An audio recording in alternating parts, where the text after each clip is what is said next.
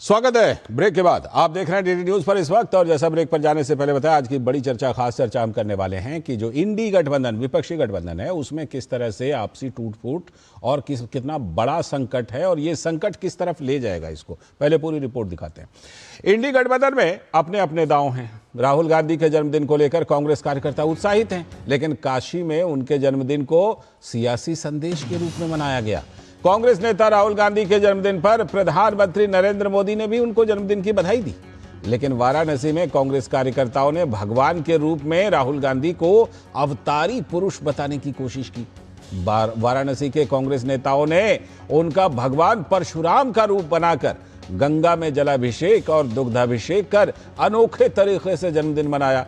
Photo में एक हाथ में फरसा तो दूसरे हाथ में संविधान की प्रति के साथ गंगा में दुग्धाभिषेक और पुष्पार्पण कर राहुल गांधी को ब्राह्मण साबित करने की पूरी कोशिश की गई। 2 दिन पहले समाजवादी पार्टी जनेश्वर मिश्र के जन्मदिन पर ब्राह्मणों का सम्मेलन करके अपने पीडीए को विस्तार देने की कोशिश कर रही थी, लेकिन कांग्रेस अखिलेश से एक कदम और आगे निकल गई। आज शिवसेना का उधर 60वां स्थापना दिवस है, तो इस अवसर पर मुंबई में मुख्यमंत्री एकनाथ शिंदे के नेतृत्व वाली शिवसेना और उद्धव ठाकरे के नेतृत्व वाली जो शिवसेना यूबीटी है, उन दोनों ने अलग अलग रैलियों के जरिए अपने शक्ति प्रदर्शन का आयोजन किया है। दोनों ही गुट बाला साहेब ठाकरे की विरासत को अपना बताते हुए आमने सामने नजर आए। हाल ही में हुए राजनीतिक घटनाक्रम के अनुसार शिवसेना यूबीटी के 6 बागी सांसदों ने लोकसभा स्पीकर ओम बिरला को एक पत्र सौंपकर अपना अलग गुट बना लिया है। उनका आरोप है कि वो संजय राउत के कांग्रेस में विलय के प्रस्ताव को पूरी तरह से नकार रहे हैं। उन्होंने आरोप लगाया कि उद्धव ठाकरे के नेतृत्व वाली पार्टी अपनी मूल विचारधारा से भटक गई थी और कांग्रेस के साथ विलय करने की योजना बना रही थी। और बात अगर झारखंड भी करें, क्योंकि पूरे इंडी गठबंधन में इस समय बिखराव जो है लगभग पूरे देश में चल रहा है, तो झारखंड में हुआ क्या कि राज्यसभा का चुनाव हुआ था। उस चुनाव में कांग्रेस के उम्मीदवार प्रणब झा की हार हो गई। तो इससे सिर्फ झारखंड की राजनीति में ही हलचल नहीं मची है इस राज्यसभा चुनाव के नतीजे से, इसके असर की चर्चा बिहार तक भी पहुंच गई है। चुनाव परिणाम के बाद विपक्षी खेमे में क्रॉस वोटिंग की अटकलें तेज हैं और इसी के साथ बिहार में कांग्रेस और राष्ट्रीय जनता दल के रिश्तों को लेकर नए सवाल भी खड़े होने लगे हैं। तो जाहिर है 2 साल बाद कांग्रेस पार्टी दिल्ली में आयोजित इंडी गठबंधन की मीटिंग में सभी दलों में आपसी समन्वय बनाने की बात कर रही थी, लेकिन सत्ता की लालच में सभी अपने अपने दांव चलने के लिए मजबूर हैं, ऐसा लग रहा है। इसीलिए पूरे गठबंधन में टूट फूट नजर आ रही है।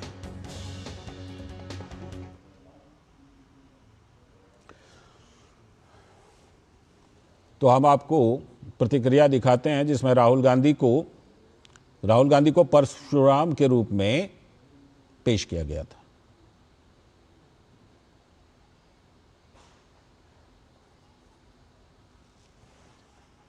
कांग्रेस पार्टी के नेता लोगों के बुद्धि पर पत्थर पड़ गया है।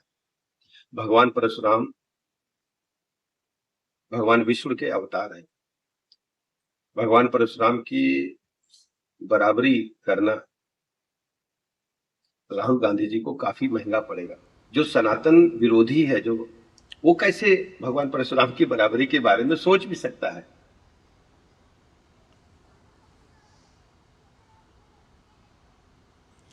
ये उत्तर प्रदेश के उप मुख्यमंत्री ब्रजेश पाठक, उनकी प्रतिक्रिया आप सुन रहे थे। उन्होंने जिस तरह से कांग्रेस के लोगों ने, कांग्रेस के नेताओं ने राहुल गांधी को ब्राह्मण के रूप में फरसा दे करके जिस तरह से उनको फरसा दे करके उनकी तस्वीर बनाई, उस पर आप प्रतिक्रिया देख रहे थे। लेकिन कांग्रेस ने जो ये किया, क्यों किया, इसको लेकर अजय राय, जो कांग्रेस के यूपी कांग्रेस के अध्यक्ष हैं, उनकी प्रतिक्रिया आपको सुनवाते हैं। देखिए, हमारे कार्यकर्ताओं ने उनको सम्मान दिया। वो जहां भी अत्याचार अन्याय हो रहा है, वो एक सेवक के रूप में, परशुराम के रूप में, और तमाम आप देख सकते हैं जहां भी अत्याचार अन्याय है वहां वो खड़े हैं, फरसा लेकर, संविधान लेकर, और के कार्यकर्ताओं के साथ खड़ा है। लेकिन इन सब के बीच जो कुछ कोशिशें हो रही हैं, उसमें देखिए पूरे इंडी गठबंधन में किस तरह से टूट फूट की खबर है। और अभी सबसे ज्यादा चर्चा उद्धव गुट के सांसदों की टूट की है। तो इस पर शिवसेना उद्धव गुट के नेता संजय राउत का आरोप है कि ये सब बिके हुए हैं। बिके हुए लोग हैं, ये पैसे के पीछे वो लोग पागल हो गए हैं। उनको ना कोई निष्ठा है, ना लॉयल्टी है। गांजा पीते हैं, नशा करते हैं और इस प्रकार की बातें करते हैं। 60 साल शिवसेना को हो गए। ये बहुत लंबा सफ़र है और बहुत ही संघर्षपूर्ण सफ़र है। हर मोड़ पर हमें संघर्ष करना पड़ा है। कितने बार हमारे पीठ पर घाव हमने झेले। आगे से कोई घाव नहीं करेगा, हिम्मत नहीं होगी। जो घाव हुए हमारे पीठ पर हो गए, कल तक हो रहे हैं, आगे भी हो गए, लेकिन हम आगे जाएंगे। महाराष्ट्र में और केंद्र में हमारी सत्ता आएगी, तब हम उनको दिखाएंगे क्या है। धमकी दे रहे हैं, गाली गलौज भी कर रहे हैं, गांजा पीने की बात कर, पता नहीं क्या क्या। संजय राउत ऐसे ही बोलते हैं। बहरहाल जो एकनाथ शिंदे गुट है उसमें मिलिंद देवड़ा उनके नेता, उन्होंने इस पूरे मामले पर प्रतिक्रिया दी, क्योंकि ये जो शिवसेना यूबीटी के सांसद हैं इनके टूट करके एकनाथ शिंदे गुट में जाने की चर्चा है। सुनिए।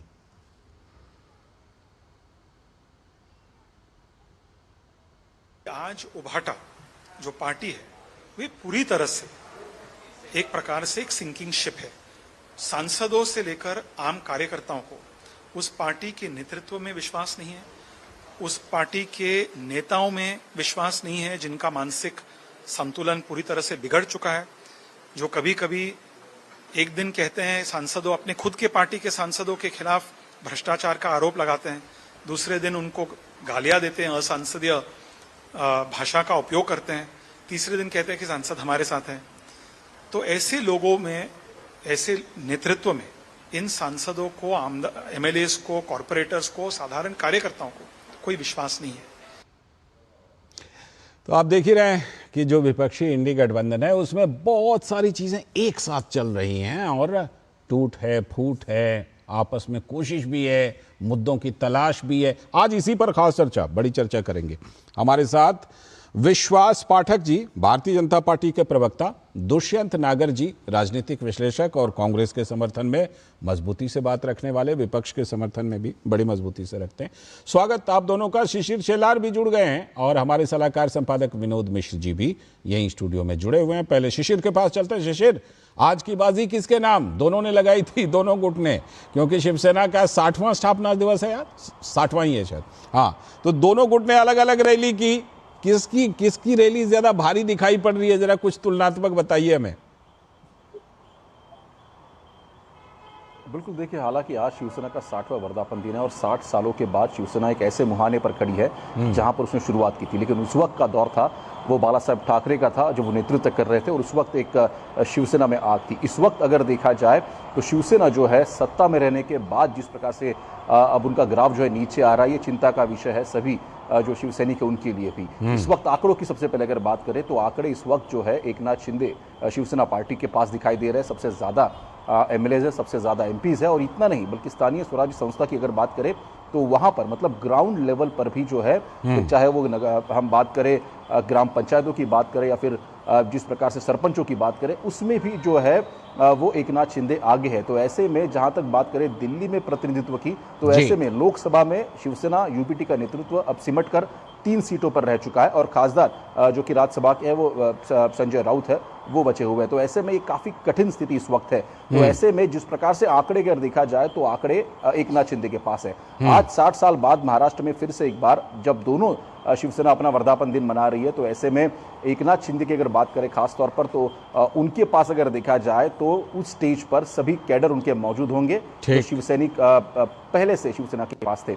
अब इस वक्त अगर देखा जाए तो सबसे बड़ी चुनौती जो है उद्धव ठाकरे के पास है कि आखिर जो पुराने शिवसैनिक है वो उनके साथ इस वक्त खड़े नहीं है। जहां तक इन 6 बागियों की अगर बात करें सद्य स्थिति में अगर देखा जाए तो ये 6 बागी जो सांसद है, हालांकि ये कहा जा रहा है कि पत्र इससे पहले ही वो ओम बिरला को दे चुके हैं, और एक स्वतंत्र ग्रुप बनाया जा सकता है, या फिर जो है उनका विलय एकनाथ शिंदे शिवसेना में हो सकता है। हालांकि अटकल है, लेकिन इस बारे में अब तक कोई पुख्ता जानकारी, कोई आधिकारिक पुष्टि इस बारे में नहीं हुई है। कहा यह भी जा रहा है कि आज शाम तक जो है ये सभी 6 जो बाकी सांसद है वो महाराष्ट्र मुंबई लौट सकते हैं। लेकिन एकनाथ शिंदे की तरफ से स्पष्ट किया गया है कि आज के वर्धापन दिन में कोई भी सांसद जो है उनकी पार्टी ज्वाइन नहीं करेगा। ये आज की बात है, लेकिन आने वाले भविष्य में क्या होगा ये पता नहीं। और इसमें भी और एक महत्वपूर्ण बात, स्थापना दिवस पर ऐसी कोई ज्वाइनिंग पब्लिकली नहीं हो रही है।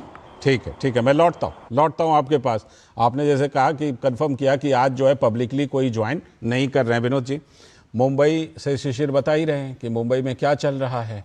ये देखिए, ये बात अलग है कि एक तरफ एकनाथ शिंदे के नंबर्स जो हैं वो बढ़ते जा रहे हैं, लेकिन दूसरी तरफ सड़क पर क्लेम करने की जब बात आई तो दोनों गुट उतरे हैं। ये बात अलग। लेकिन जिस तरह चाहे मुंबई ले लें या फिर उत्तर प्रदेश ले लें, वाराणसी में जो राहुल गांधी जी को फरसा और एक हाथ में संविधान लेकर के दिखाया गया, और उधर झारखंड में जो कुछ हुआ, ये सारी चीज़ें अगर मिला दें तो ये तो मानेंगे कि 8 जून के बाद से, 8 जून को बैठक हुई थी, लेकिन 8 जून से थोड़ा पीछे चलते हैं। 4 मई को जब पश्चिम बंगाल के नतीजे आए थे, उसके बाद से बड़ी हलचल दिखाई पड़ रही है विपक्षी इंडी गठबंधन में, अंदर में भी और आपस में भी। लाल जी, इंपॉर्टेंट ये है जो शिशिर अभी बता रहे थे, मैं उसी को आगे बढ़ाता हूँ कि बाला साहब ठाकरे की पार्टी स्थापना दिवस उनका 60वां है, और बाला साहब का आदर्श, बाला साहब के विचार उस शिवसेना से गायब है। अब आप जो क्लेम कर रहे हैं असली शिवसेना के मामले में, तो आज की तारीख में असली शिवसेना जो है वो एकनाथ शिंदे की पार्टी है, जिसमें एकनाथ शिंदे को ही बाला साहब के वो निशान भी मिला हुआ है और वो झंडा भी मिला हुआ है। और अब आप देखिए कि उनके पुत्र हैं उद्धव ठाकरे, वो क्लेम करते हैं कि हम असली शिवसेना हैं। लेकिन असली शिवसेना का जो आदर्श था, असली शिवसेना की जो विचारधारा थी हिंदुत्व की, जिसकी लड़ाई बाला साहब ठाकरे ने वहाँ मुंबई में लड़ाई शुरू की और पूरे महाराष्ट्र तक शिवाजी को और उनके हिंदुत्व को, हिंदू स्वराज को लेके उन्होंने अपना एक अलग नैरेटिव दिया। बिल्कुल। आज वो पूरे नैरेटिव ही आज उद्धव ठाकरे के उस पार्टी से गायब है। तो आप अगर विचारधारा छोड़ देंगे तो जो बागी विधायक है, वो सांसद हैं, वो ये बात कह रहे हैं कि भाई अगर मुझे कांग्रेस में ही शामिल होना है, जो संजय राउत का प्रपोजल था कि सारी छोटियां पार्टी हैं उनको अब कांग्रेस पार्टी में शामिल कर देना चाहिए, और एनसीपी के जो नेता शरद पवार हैं उनके नेतृत्व में एक पूरा गठबंधन बनना चाहिए, कांग्रेस बनना चाहिए। तो मतलब ये सारे जूनियर पार्टनर होंगे और शरद पवार को अध्यक्ष बनाया जाएगा। तो ये बात कितना वहां के कार्यकर्ता हो, विधायक हो, उनके सांसद हो, कैसे डाइजेस्ट कर पाएगा। दूसरी बात, जब आप देखते हैं कि ये सारे गठबंधन के ही आपस में खींचतान है, ठीक, ये सारे जो आपके सामने में दिख रहे हैं वो गठबंधन के खींचतान के ही दिख रहे हैं जी। अभी आप जो यूपी की चर्चा कर रहे थे, परसों 2 दिन से सपा ने एक माहौल बनाया था ब्राह्मण को लेके, और ब्राह्मण के मंच तैयार किया जनेश्वर मिश्रा के उस प्रोग्राम में, और लगा कि सारे ब्राह्मण जो है यूपी के इस बार सपा की तरफ जा रहे हैं।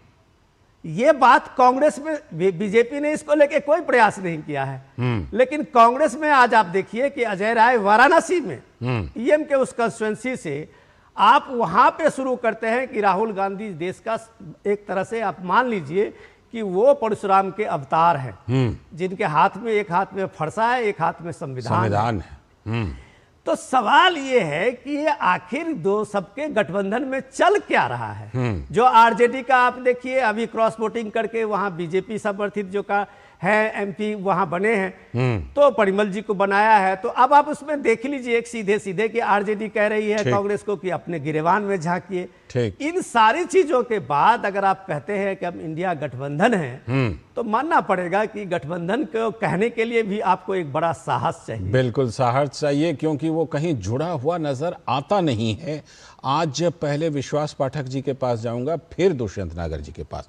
विश्वास पाठक जी, आपसे सवाल ये कि जो चर्चा है कि शिवसेना यूबीटी जो है उनके सांसद टूट करके आ रहे हैं एकनाथ शिंदे जी की तरफ में, आप एकनाथ शिंदे जी को क्यों मजबूत कर रहे हैं? आपका अगर इसमें सहयोग, कहीं कोई हाथ, कोई संलिप्तता आपकी अगर है, आप एकनाथ शिंदे जी को क्यों मजबूत कर रहे हैं महाराष्ट्र में?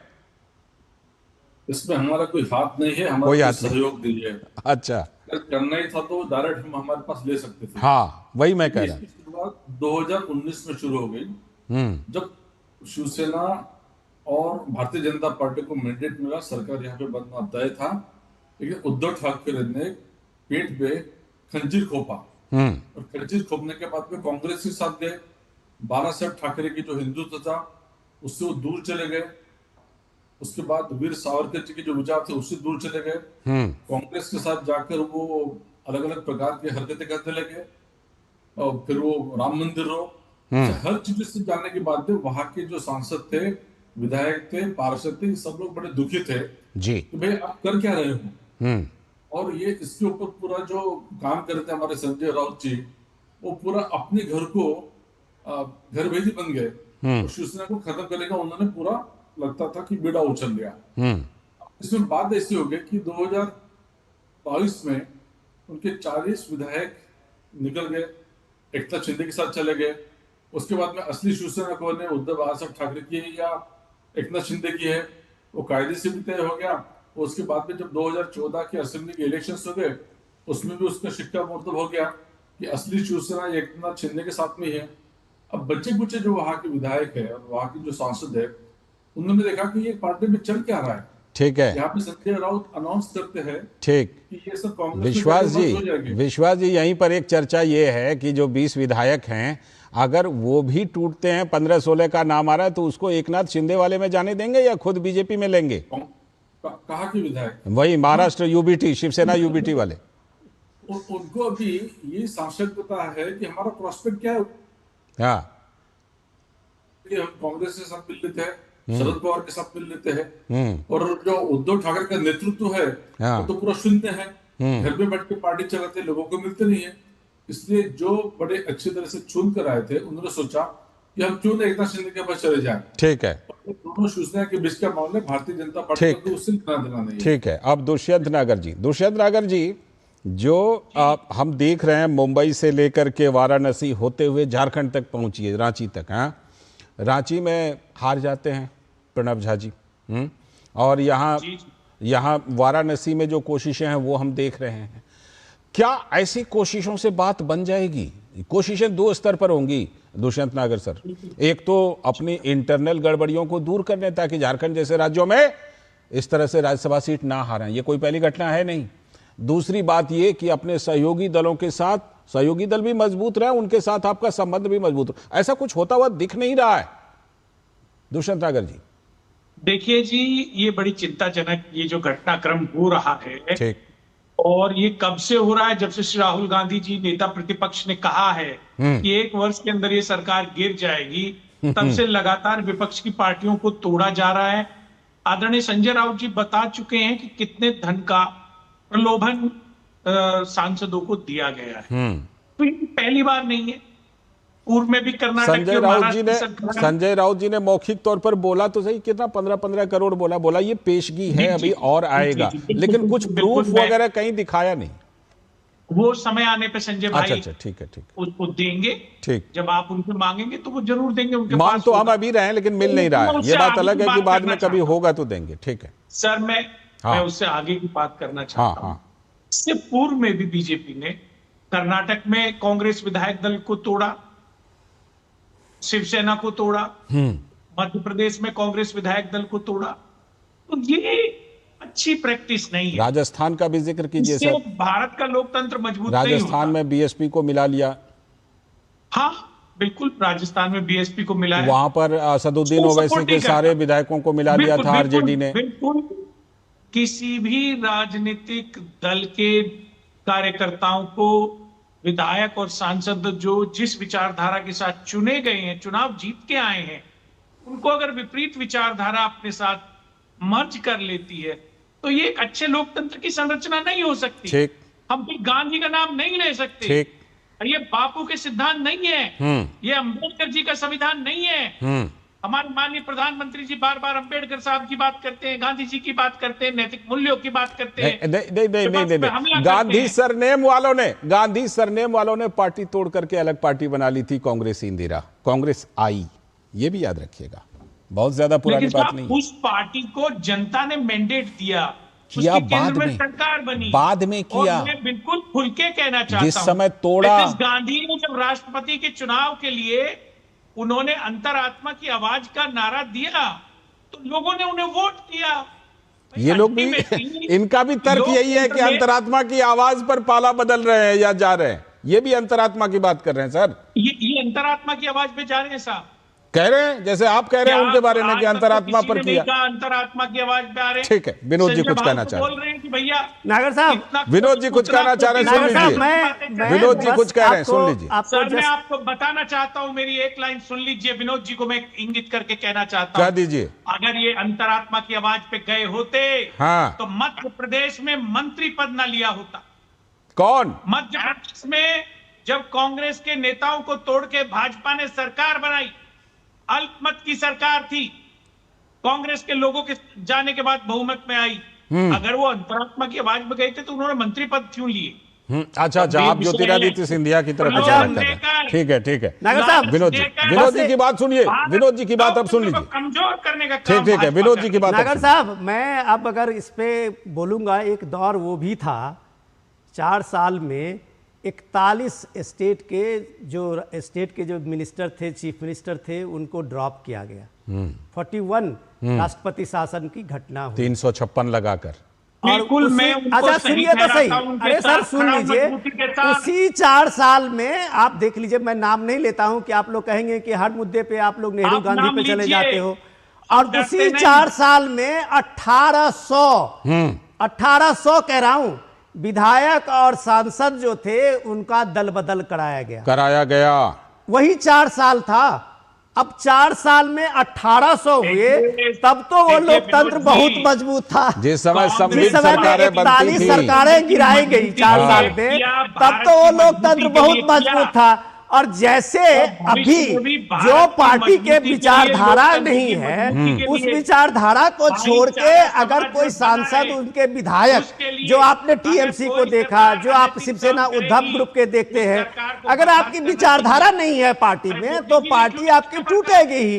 आप किस सीमेंट से जोड़ेंगे? बिल्कुल। यहाँ तो कोई प्रेसिडेंट रूल नहीं लगा, यहाँ तो कोई ऐसा नहीं किया गया। तहत हो रहा है। तो कम से कम नागर साहब, कम से कम ये लोकतंत्र और संविधान की दुहाई मत दीजिए। इतिहास में ये सब कुछ दर्ज है, बड़े बड़े मामले दर्ज हैं, बड़े मामले दर्ज हैं। वो सब रिकॉर्ड टूटा नहीं है अभी तक।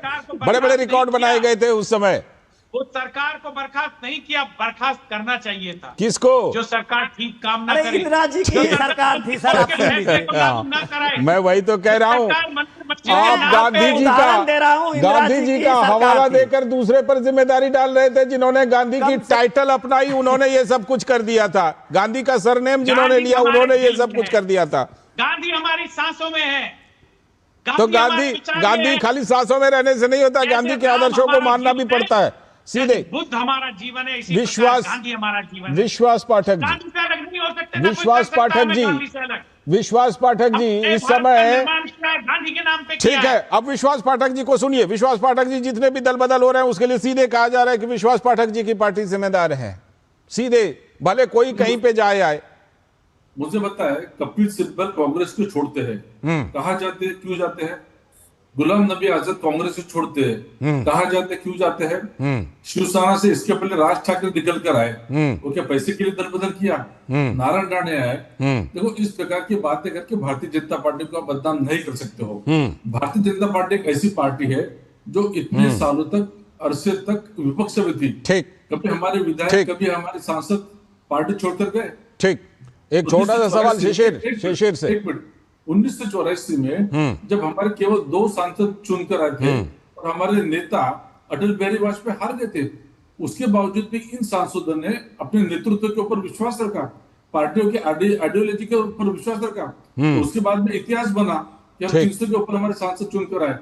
इसलिए भारतीय जनता पार्टी एक संगठनात्मक पार्टी है, हमारी तुलना इससे नहीं कर सकते हैं।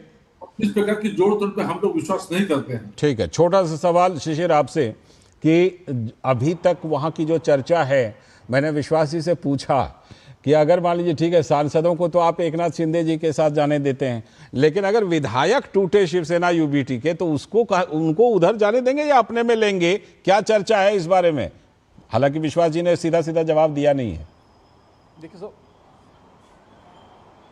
ये बड़ा सवाल इस वक्त है और महाराष्ट्र के राजनीतिक गलियारों में, हालांकि अब जबकि ऑपरेशन टाइगर चल रहा है और जहां मैं देखा कि 6 जो सांसद है वो बागी हो चुके हैं, तो ऐसे में ये भी कहा जा रहा है कि अभी जल्द एमएलए का नंबर भी लग सकता है। और ये हम नहीं कह रहे, बल्कि ये एकनाथ शिंदे पार्टी के जो प्रवक्ता है वो भी कह रहे हैं, जो नेता है वो भी कह रहे हैं, और कहीं ना कहीं एक आगाह कर रहे हैं कि किस प्रकार से आने वाले समय में शिवसेना उद्धव बाला साहब ठाकरे पार्टी के जो विधायक है वो भी उनसे जो है नदारद होंगे। और साथ ही साथ इतना ही नहीं, बल्कि जो पार्षद चुन के गए, जो नगर सेवक चुन के गए हैं, वो भी उनके साथ नहीं रहेंगे, ऐसा दावा जो है वो एकनाथ शिंदे द्वारा किया जा रहा है। अगर ये एकनाथ शिंदे द्वारा, पार्टी के कुछ नेताओं द्वारा अगर दावा किया जा रहा है, इसका मतलब स्पष्ट है कि अगर इस प्रकार से और आगे फूट होती है तो रास्ता जो है वो एकनाथ शिंदे के पार्टी का खुला है उन विधायकों के लिए, उन नगर सेवकों के लिए। हालांकि लेकिन इस बारे में अब तक कोई जानकारी नहीं है। हालांकि इस बारे में किस प्रकार से ऑपरेशन टाइगर आगे भी जारी होगा, आगे जारी रहेगा, और फिर किधर कौन जाएंगे, ये मुझे लगता है अभी तस्वीर जो है ना, थोड़ा आने वाले दिनों में ये चीजें और ज्यादा साफ होंगी। बहुत बहुत शुक्रिया फिलहाल शिशिर आपका जुड़ने के लिए, विश्वास जी जुड़ने के लिए आपका भी बहुत बहुत शुक्रिया, दुष्यंत जी और विनोद जी आपका भी जुड़ने के लिए बहुत